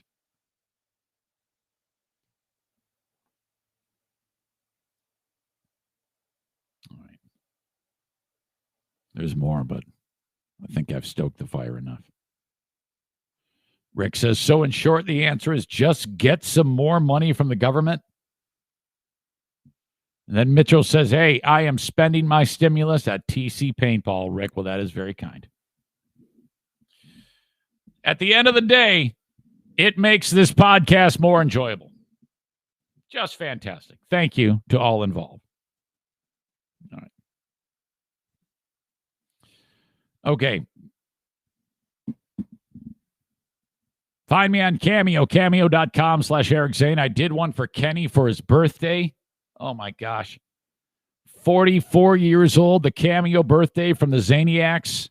So kind of you. That was fun. If you have somebody that has a birthday, reach out to me on Cameo, cameo.com/Eric Zane. Or download the Cameo app. You can take care of it that way. The Tax Hobbit says, call upon him, Tag Accounting. There's still time to hire the tax accountant, the Tax Hobbit, I should say, at Tag Accounting. 616-301-9516 or send an email, troy@tagcpa.net. All right. You've been putting it off. This is the amount of effort you're going to have to do. First of all, once you reach out and you say, yep, I want to hire you. Okay. He's going to send you a checklist of things you need. Okay. You're going to then compile all that stuff, whatever, W-2s, 1099s, previous year tax forms. And then you're going to submit them online with his online portal, okay? And then he's going to get all that information. He's going to say, hey, so-and-so, I'm doing your taxes on this day at noon. He does them. You might get a phone call at some point asking for some clarification on something. But then your taxes are done, man. You pay the man. The return is emailed to you. The hard copy is mailed to you, snail mail. And then the return shows up in your inbox. I should say in your bank account. That's how it works at Tag Accounting. Online at tagcpa.net. He'll help you set up an S-Corp if you need it. Now, I don't know what that is, but that's what he's doing for me. Zane, you need an S-Corp. What's that? He goes, shut up. I'll take care of it. Oh, my God. Okay, fine. I just don't want to get screwed in the butt anymore, taxes. Yeah, you're doing it all wrong. Let me help you. He's helping me with my payroll. He does that too. Tag Accounting. You can do all that. For your business, for your personal, Tag Accounting, anywhere in the USA, tagcpa.net. Screw the TurboTax. Screw the H&R Block. You want to go the Zane Show podcast sponsor, certified public accountant Troy Ginzer. Daisy just got down, and she's over here at my feet looking at me. I think she might have to go to the bathroom. You okay? What are you doing? Hey, big girl. Hey. She comes up to me and paws my leg with that big bulldog paw. What is it, sweetie pie? Huh? She's getting old, man. I hate admitting that. She's like going to be 7. Typically, bulldogs, life expectancy 9-10. Both of mine have lived 10 or 11. She's in real good shape, though. Strong as hell. You okay? What are you doing? Shaking your butt? All right. The Kent County Health Department says if you want to check them out online about their any of their initiatives, whether it be immunizations for the kids, measles, mumps, rubella, stuff like that, meningitis, reach out to them, accesskent.com/health. If your family's struggling to get food on the table, tap into the WIC program. Hey, when you were making money, you paid for this. That's what you paid for. So take advantage of it. There is no shame in that, man. They want to make sure that you stay fed. AccessKent.com/health for everything you need. That is the website. Doesn't even matter if you're not in Kent County. Reach out to them.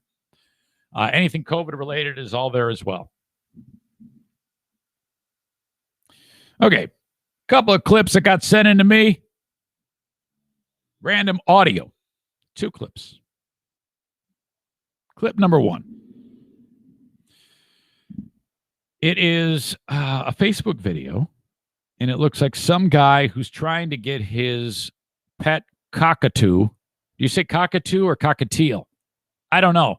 The one with the big feather on the head, and he talks, repeats what he said. I think on the Lost Zane recordings from WBBL, which another new episode came out today. We're nearing show 50 on that. One of those was the Ken Kolker story about the bird that was just like this one, that was the eyewitness to the murder here in some area near where I live. And the bird was like, rah, rah, don't kill me, rah, rah, get away, don't beat me anymore, you asshole, rah. This guy gets the bird to go crazy. The point of it is he's destroying a bird cage for some reason. I don't know why the guy is destroying the bird cage. I guess that makes the bird agitated and the bird starts swearing. So you'll hear him jump up and down on a bird cage. It's made of wire and flattens it. And then the bird starts swearing. And they said this is what would happen if you had a bird, Zane, because the NFK would get it to talk like this.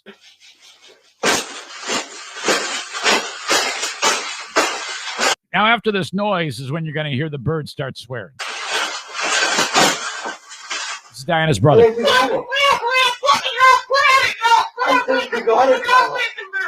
We got it. That's the best thing that's ever happened. Oh, you don't like those cages either, hey? That's what it needs. Another one. These cages shouldn't even be in production, right? So, we've made this cage. We've made this cage good enough. Exactly. Okay. A couple things to park on here. If I own that bird, that's great. I wouldn't, seriously. I would bring the bird in here, just so that the bird, you got to train the bird to say "fuck you, Dirk," and he would. After all the rants and fuck, the bird's going, oh, my back, oh shit, yeah, my back. Fuck. It's not a terrible idea, actually. Have the bird in here while I do the podcast and see what he picks up on, because if I'm doing a Kenny rant. If I'm doing a Kenny rant and I'm going, oh my God, and do one of these, and he starts doing it, that's going to crack the space-time continuum. There's going to be a wormhole. It's going to be insane. You guys are going to laugh forever. You're going to peel. If you're listening to that shit and I start going, oh my back, and the bird starts doing that shit too, you're going to drive off the road and die. There's going to be deaths that are going to happen because that's going to be ridiculous. Wow. I'm not 100% ruling it out. I would say I'm 99% not going to get one of those birds, but just try to picture if I did. Not to mention all the influence that the NFK can have on the bird. Oh, that is fantastic. Okay, then I also had this one. Thank you, Mike Ball over at MB Distributing for sending it along. By the way, if you're in West Michigan and you buy some Little Debbie products, chances are it was stocked by MB Distributing. So buy 2 for Mike Ball. Move that product. Eat the Little Debbie snacks. Boy, I don't know when this took place, but it looks to be some shitty scene. Some cover band. The guy playing the bass guitar, and it looks to be singing or something like that, is right in front. And I picked up that he was playing Brown Sugar. The old Stones song. I think that was originally a Stones song, but they're playing, even if not, they're playing it in their style. And it sounds like shit. The clip says that the one of the two belligerents in this clip, because a fight breaks out, is bitching at the drummer for dragging. And I don't know, maybe just a little bit off on the time. And so this singer, look, is such a throwback. Looks to be about 60 years old, white, giant hair. Okay. I mean, enormous head of hair, white, like it's really white.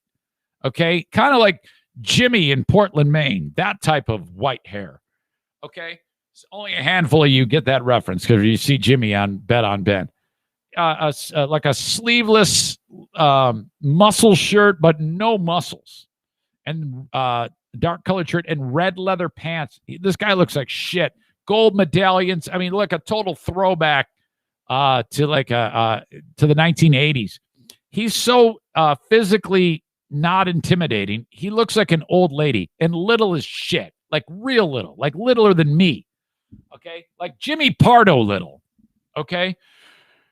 And he's pissed off. He walks up to the drummer, and the drummer's doing hi-hat, snare, and he's playing the part. And he's giving shit to the drummer about dragging. And then the Jimmy Pardo little shit guy turns around and while he's yelling at the drummer, then he starts to walk away and gives him the finger and tells him to go fuck himself. And then the drummer gets up and pushes little guy.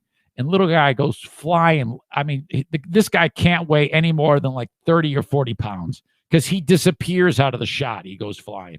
And then this little fucker comes back. He grabs the hi-hat, and then he bashes the fucking drummer with the hi-hat held up by the stand, and they roll on the ground, and you hear the kit fall apart, the drum kit. You hear cymbals crashing, and the instruments slowly dwindle out of the song. You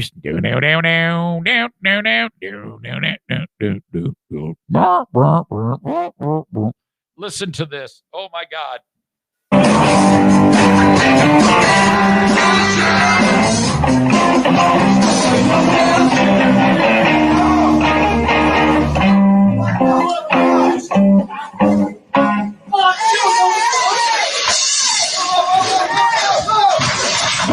Yes! They're rolling around there. You can hear them. It's fantastic. This is absolutely epic. This is again, there's always some video. There's a lot of video that on this show today that you have to see. The bird losing its mind, the Bath and Body Works fight, and then this, and that lead singer he's the last guy still playing the guitar. He's like the last one to figure it out that there's a fight going on. He's still playing. Dun, dun, dun, dun, dun, dun, dun, dun, dun, dun, dun, dun. Sold in the market down in New Orleans. Da, da, da, da, I don't know the words you should have heard just around midnight. Da, da, da, da, da, da, da. Brown sugar, dance so good. Stops. Listen. Oh. Yes. Oh, you motherfucker. Oh, my God, was this awesome. I cannot wait for you to see this. I will link it up in the news of EricZaneShow.com, and I will, of course, put it in the notes of the audio podcast. What a day for video. Holy crap. Okay, let's kind of review. I'm not done yet, but I'm kind of thinking ahead for who could be asshole of the day. No one in the audience has done anything asshole related. That might change though on the live stream. I have to look at the comments, see who might fall into asshole status. Dirk does that from time to time. Right now, clubhouse leader is fat ass dress lady at Bath and Body Works. That's what I'm going to say. Or tube top bitch at Bath and Body Works. Yo, dirty ass bitch. That's what I'm going to do. I nominate dirty ass bitch. Yo, dirty ass bitch. From Bath and Body Works fight to be asshole of the day. Just because that guy said that. Yo, dirty ass bitch. Still have to talk about Cuomo. But he's been, I mean, come on. He's been asshole today many times. The only thing that can look at Chris Kraft has already, I'm guessing, sent along the video. Is that it? Is that the one of the frickin' bar fight with the band playing Brown Sugar? Oh, Firekeepers Brawl. Somebody had, hold on a second. I got to watch this.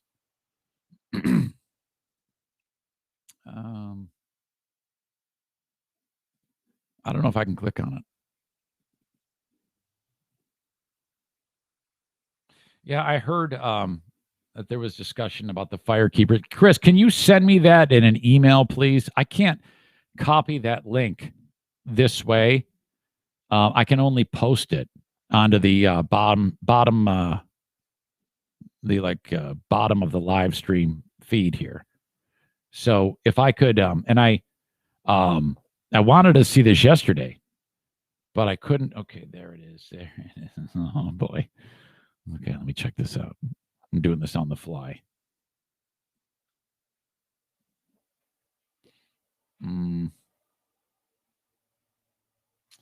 Okay, looks to be quite involved, but I can't. I don't want to. I'm going to say this. Thank you for sending it. Thank you for sending it. I appreciate that, but I'm going to come back to that.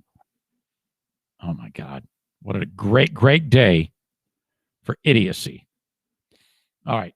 Rick says, I hate to turn this into a paintball talk. No, I'm glad you do, because sometimes I forget about things that you do. But I do skills clinics as well. If you want to get some direction and skill development, like upping your paintball game, and believe me, I need that, you're welcome to come. My next one is the morning of the 21st, same day as the Zane event. PM me, he says. All right. So if you're listening to the audio podcast, you can also just reach out to Rick at call up my friends at TC Paintball. All the info is tcpaintballgr.com. Kenny says, typical lead singer ego. You're not kidding, man. You're not kidding. Tio says, guy stomping on the bird cage is the asshole of the day. Nah, because he got the bird. I think that was like a dummy cage just to get the bird pissed off. Let's see. Eric and the Cock Show, if we have the bird on. Tyler says, man, the bird really hits the F hard on every one of those bombs. That's true, man. Absolutely. Really, really strong. All right. Yeah, I don't see anybody up to no good on this chat. This is a good, fun group. Nobody's doing anything out of line. All contributing nicely. What a great group we got. We always got a great group. Patriot Nick says, Eric, I give you license to use my laugh anytime you want. Well, I knew that, man. I knew that. So if we're talking about, I don't know, abortions at an all-time high. All 300 souls on the plane died.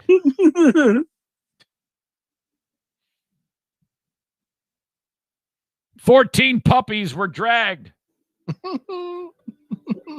Even I can't get behind that one. All right. I'm not quite done here. Okay. Was I out running over the weekend? That's what I listed this as. Okay, where is it?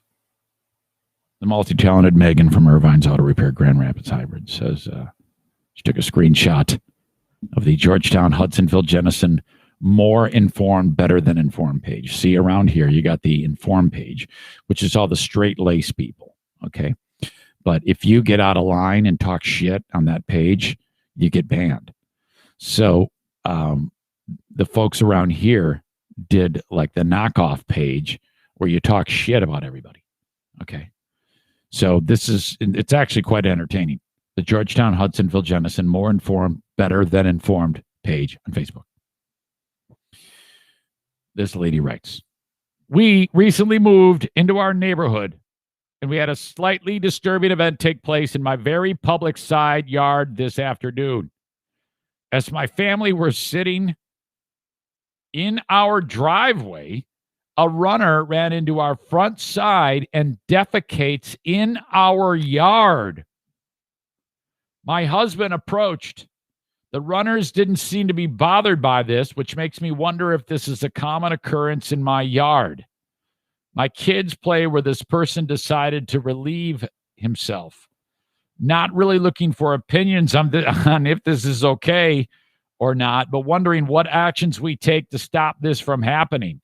I don't want to ruin someone's life by calling the police, but don't want this happening in my yard. Well, you're not going to ruin their life. Yes, you should call the police.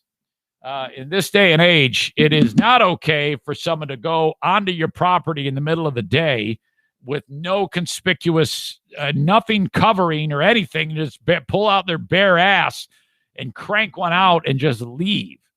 Yes, I have done this. But, in the middle of a road, a dirt road, whatever, behind in a field, yes, I have done that. Under a bridge, yes. Someone's front yard, no. Well, of course, she sent it to me, and I'm like, not me. And she wrote, sure, ha, ha, ha, ha, ha, ha. But, if everything this lady says is true and after no reason to think she's lying, that is absolutely horrible to do. And she says, they didn't seem bothered, which makes me wonder if this is a common occurrence in my yard. Well, I think you'd be able to figure that out if you see man-sized logs on your lawn repeatedly. So keep an eye out. I would remember the time that it happened and know that runners, this is my advice, runners are creatures of habit. So this scumbag's probably going to make his way back on the same day, a week down the road at the same time. So then what you do is you have the cops ready to go, or you're there waiting with a video camera and interview them or stop them. Do something to do with the camera. This might involve some accomplices to aid with this. And so once you do that, and then also if that video happens, you might result in a Bath and Body Works type incident, which means we can all see it later on. So plenty of good can come out of getting video of this guy, and who knows, you might even catch him actually doing it. Now, if you catch him doing it, then you can ruin his life. And I say, yes, go for it. You want to ruin the guy's life because there are fucking people who get listed as pedophiles for this shit. And if someone's taking a shit on your lawn, I think they should be a fucking pedophile. They should be listed as a sex offender. If somebody's going to have the nerve in the middle of the day to go onto your property, drop his pants and take a shit right on your lawn, well, fucking A, man. There are rules in place to keep this from happening. So fuck this guy. And no, I did not do it. Yes, how many times has this happened to me? Honduras, Grayling, when I used my hat to wipe. Oh, my God. Just before the Grand Rapids Marathon on the side of a house. That was probably the most egregious of all of them. But I found a place. It was like under a bush. Yeah, it does happen. Oh, my God. There is real danger to running outside. I almost had an incident the other day. It was just as simple as a 2 mile out and back. 2 mile out and back. Not a big deal at all. 8-9 minutes out, 8-9 minutes back. I'm approaching the turnaround, and I'm like, fuck, this is not good. Not good at all. Thank God I'm turning it around, because I was thinking about going an extra half mile out. I'm glad I didn't. It would have been a real bummer. Real bummer. Ooh. My body betrays me so much. Okay. This is a message if you have a business. And okay, the pandemic has hurt you to some degree, but now you're trying to get some legs. Wouldn't it be nice if you had a coordinated marketing campaign to talk about whatever it is you do? Okay? Reach out to me, and I can tell you how I can help you. That doesn't cost you anything. It just requires you to send me an email and say, hey, tell me more about this, Zane. What's going on? Well, I can put a sign up behind me that'll probably fall on the podcasts at some point during it. I can talk about you on the show. I can market you on my Facebook page or my Twitter. Or I have between Facebook, YouTube, Twitter, and Instagram, I have about 45,000 people. So I have the reach to put your message out to them. Not to mention the people who download my podcast. Thousands of people each and every week are introduced to different messages from me through marketing on the Eric Zane Show podcast. It's just like a radio station, but none of the lies, none of the stacked 15 minutes of commercials that nobody listens to, none of the dwindling audience, and none of you having to pay way more than you should. Okay? Like radio, but not shitty is what the Eric Zane Show podcast is. Okay? So quit wasting your money on lies and reach out to me, Eric at ericzaneshow.com.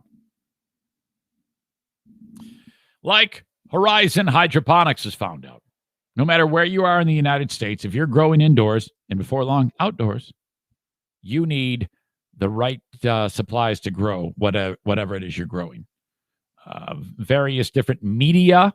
That's a term I learned. Media to grow, could be different types of soils, different type of nutrients that you add to the soils.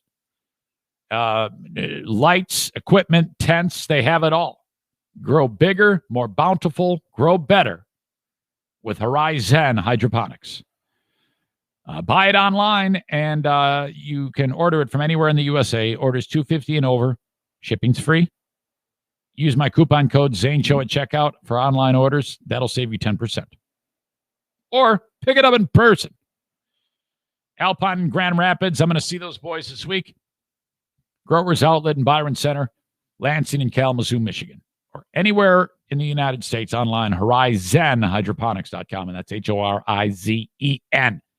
Remember, ZEN, horizonhydroponics.com. I revealed to you that Mario from the Mario Flores Lakeshore team of Van Dyke Mortgage is now has the 10-year naming rights of the Muskegon Convention Center, which that is a fantastic looking venue. And, like the convention centers invite in different groups, and then with them for like a weekend, they'll have an expo for whatever, the boat show or the car show. And with them come hundreds, if not thousands of people that come into the town with their wares, stay in the hotels, eat the food. It's a big deal. If your town gets a convention center, that helps the town. Well, Muskegon did that. They built one from scratch right next to Mercy Health Arena. Mario got the naming rights for it. So it is the Van Dyke Mortgage Convention Center. Okay, let me look up. Van Dyke Mortgage Convention Center. Because it's they got the first show happening. A lot of trade shows, things like that. The first show is coming up in April. They're going to do the old ribbon cutting thing. Mario's going to cut the ribbon. And so congrats to Mario for getting the naming rights for the new Van Dyke Mortgage Convention Center. Let's see. I don't want that. Home. Blog. Well, I had the name of the show, but I lost it. I can't find it right now. I think it's something boring, but still. When groups of people come into the convention center, that's good for the community. I'm just happy that Mario's got the naming rights all over it. Van Dyke Mortgage Convention Center, formerly known as the Lakeshore Convention Center.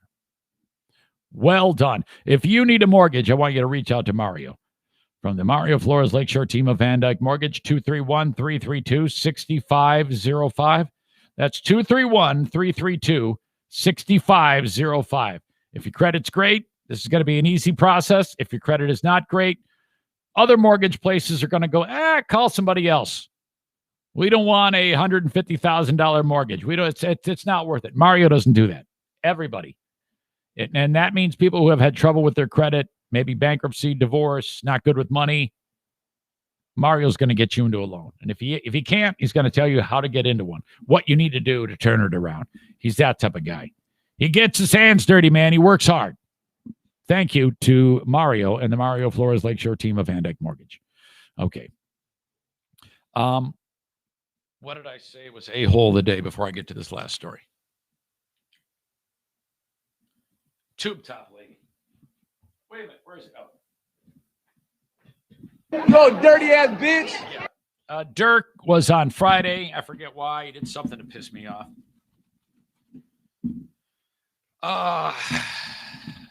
Tube top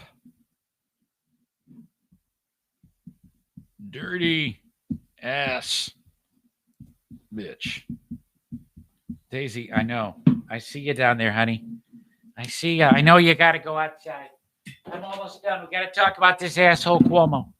This guy is so dead. By the way, Dirk Patriot Nick made a great point. He goes, why is everybody so pissed off about this guy with his nonsense he's done with women? And there's all those thousands of people that he killed. It's a great point. That's a very good question. If this guy's going to get kicked out of office and get in some type of trouble, it should be over that, right? I mean, now, the one thing he said, and you can't trust him because there's been a long list, Cuomo, of discrepancies. He's like, oh, no, these people that came in there that were brought back into the homes, they did not get anybody sick. It's the virus had gotten in by a different means to get the other people in those nursing homes sick that killed thousands of people. Well, I don't know if you can prove that.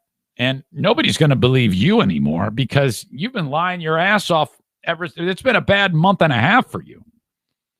2 more women. We're now up to 5 as the New York kissing bandit continues to have stories unfold before our eyes.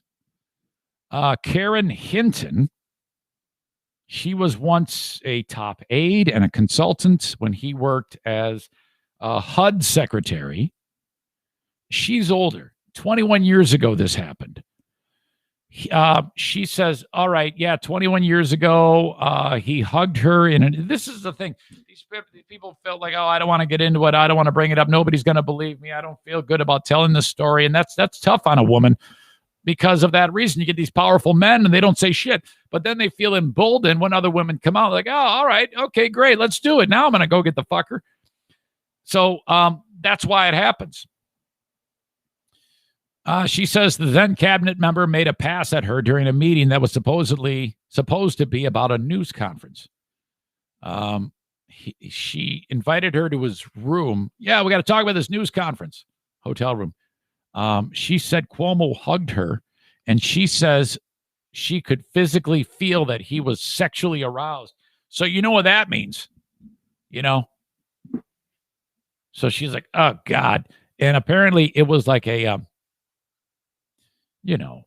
there's such a difference in the quick drive-by hug. Oh, hi, how are you? And then you're gone. That's it. The greeting hug is way different than the full-on, full frontal body, you can feel my rod hug.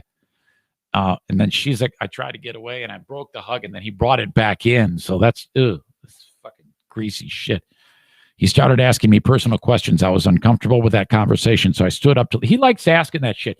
This creeper is always like, yeah, so you like older men or so are you sexually active right now? He asked the one chick. She said, yeah. He's like, oh yeah. So has you were sexually assaulted. Has that affected your intimacy? What the fuck? Huh? So I stood up to leave, she says. He walked across from his couch and embraced me intimately. It was not just a hug. It was an intimate embrace. I pulled away. He brought me back in. I pulled away again, and I said, look, I need some sleep. I'm going. Hinton told News 4 in her first TV interview about the incident. It was inappropriate. We were both married. I worked for him, and it was too much to make it so personal and intimate, she said. Spokesman for Shithead denies this did not happen. Karen Hinton is a known antagonist of the governor's who is attempting to take advantage of this moment to score cheap points with made-up allegations from 21 years ago. Oh, boy. All women have the right to come forward and tell their story. However, it's also the responsibility of the press to consider self-motivation. This is reckless. Yeah, to me, that doesn't hold water. If someone's going to come out and say something like that, okay, if someone said that about me, let's say said that about me, first of all, I would sue them for everything they could. hard and fast. It would be such a suing, you wouldn't believe it. It'd be so crazy. And it would be such a strong denial. And there would be no way anybody could ever come out against me for anything, because I've never done anything like that. And it would be so one-sided, okay? But I have nothing to fear, because nothing like that would ever happen, because I've never done that. 5 women have come out now. I mean, I love the idea of guilty until proven innocent, but this guy's too much of a greaseball for me. I'm sorry, innocent before proven guilty. I love the idea of that, but sometimes it just seems so fucking impossible to have it so that he could possibly be innocent. Raise your hand if you think this guy is not guilty.